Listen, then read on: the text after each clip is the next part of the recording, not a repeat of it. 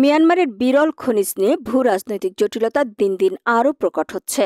চীনের সঙ্গে প্রতিযোগিতায় পর্দার অন্তরালে জড়িয়ে যাচ্ছে আমেরিকা, যার ফলে রোহিঙ্গা প্রত্যাবাসনে আন্তর্জাতিক যে চাপ অব্যাহত রাখার কথা তা ম্রিয়মাণ হয়ে যেতে পারে, এমন আশঙ্কা কঠিন বাস্তবতার মুখে দাঁড় করিয়েছে রোহিঙ্গাদের প্রত্যাবাসন প্রক্রিয়াকে।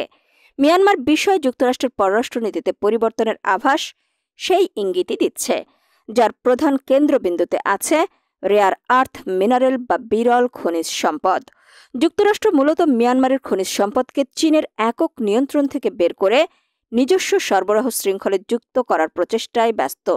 দীর্ঘদিন ধরে রোহিঙ্গা প্রত্যাবাসনের কূটনৈতিক প্রচেষ্টার মূল ভিত্তি ছিল আন্তর্জাতিক চাপ। কিন্তু যুক্তরাষ্ট্র যদি মিয়ানমারকে তাদের ভূ রাজনৈতিক স্বার্থের অংশ করে নিতে চায়, তাহলে সে চাপ অস্তিত্বহীন হয়ে পড়তে পারে।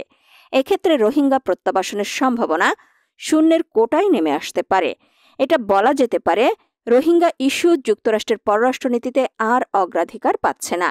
এরই মধ্যে রোহিঙ্গাদের জন্য নির্ধারিত মানবিক সহায়তায় আর্থিক ঘাটতি, জীবন রক্ষাকারী পরিষেবা বন্ধ হয়ে যাওয়ার আশঙ্কা প্রবল হয়ে উঠেছে। বাংলাদেশে নতুন করে 1.5 লাখ রোহিঙ্গা শরণার্থীর আগমন এই সংকটকে আরও গভীর করছে।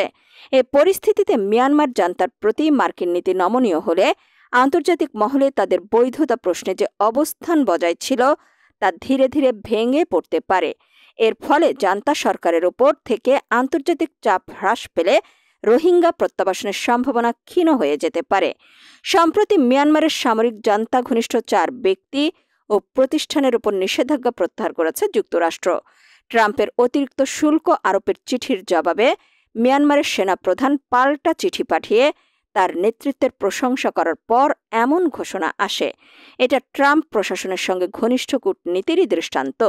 ট্রাম্প প্রশাসন যুক্তরাষ্ট্রের মিয়ানমার নীতিতে পরিবর্তন আনতে আলোচনা করেছে, যার উদ্দেশ্য চীনের অধিকার ভেঙে মিয়ানমারের বিরল খনিজের নিয়ন্ত্রণ নেয়া। মিয়ানমারের কাচিন রাজ্যে মজুদ খনিজের বড় অংশ বিদ্রোহী গোষ্ঠী কাচিন ইন্ডিপেন্ডেন্স আর্মির নিয়ন্ত্রণে। বিশ্বব্যাপী 90% বিরল খনিজের প্রসেসিং চীনের দখলে। ফাইটার জেট, ক্ষেপণাস্ত্র, উচ্চ ক্ষমতাসম্পন্ন সেন্সর ও সামরিক যন্ত্রপাতি তৈরিতে এসব খনিজের কোনো বিকল্প নেই। সব মিলিয়ে মিয়ানমারের বিরল খনিজের ট্রাম্প প্রশাসনের ভাগ বসানোর কৌশল এবং জান্তা ঘনিষ্ঠদের উপর নিষেধাজ্ঞা প্রত্যাহার তাদের সঙ্গে সম্পর্ক উন্নয়নের পথ সুগম করছে। ফলে রোহিঙ্গা ইস্যু আন্তর্জাতিক পরিসরে গুরুত্ব হারাতে পারে।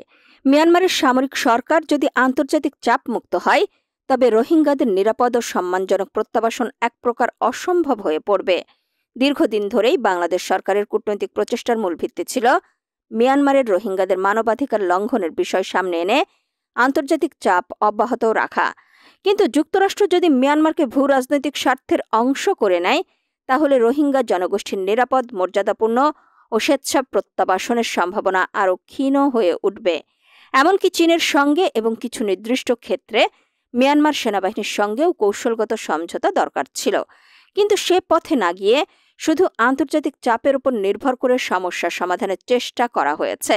যুক্তরাষ্ট্রের নীতিতে পরিবর্তন এলেও রোহিঙ্গা প্রত্যাবাসনের পক্ষে এর বড় কোনো প্রভাব পড়বে না। ফলে তারা কোন দেশের সঙ্গে কেমন সম্পর্ক গড়ে তুলছে তা প্রত্যাবাসন প্রক্রিয়ায় নির্ধারক হয়ে ওঠার সম্ভাবনা খুবই কম। আরেকটি বিষয়, সাম্প্রতিক বাস্তবতায় রাখাইন অঞ্চলে মিয়ানমার জান্তার কার্যকর নিয়ন্ত্রণ নেই। এখানে প্রাধান্য আরাকান আর্মির। এক্ষেত্রে রোহিঙ্গা প্রত্যাবাসনের বিষয়ে আরাকান আর্মির সঙ্গে সামগ্রিক সম্পর্ক একটি বড় বিষয়। রোহিঙ্গা প্রত্যাবাসন বাস্তবায়ন করতে হলে শুধু আন্তর্জাতিক পরিমণ্ডলে চোখ না রেখে বর্তমান বাস্তবতায় যেসব গুরুত্বপূর্ণ প্রসঙ্গ উঠে এসেছে সেসব বিষয়ে প্রত্যাবাসন সংশ্লিষ্টদের মনোযোগী হওয়া উচিত, আর সেই অনুযায়ী অগ্রসর হওয়া দরকার।